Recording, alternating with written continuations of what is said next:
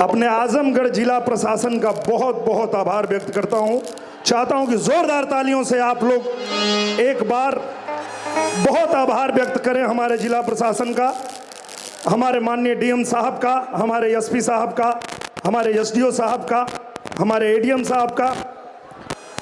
और मैं आप सभी जितने हमारे आजमगढ़ के गणमान्य व्यक्तिगण बैठे हैं, मैं आप लोगों का भी दिल से आभार व्यक्त करता हूं।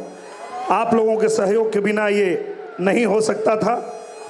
जिला प्रशासन और हमारे आजमगढ़ के जितने गणमान्य व्यक्तिगण हैं, जितने टीचर हैं, जितने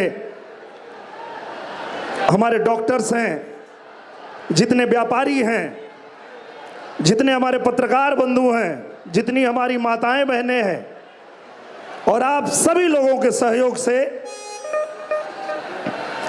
ये कार्यक्रम एक यादगार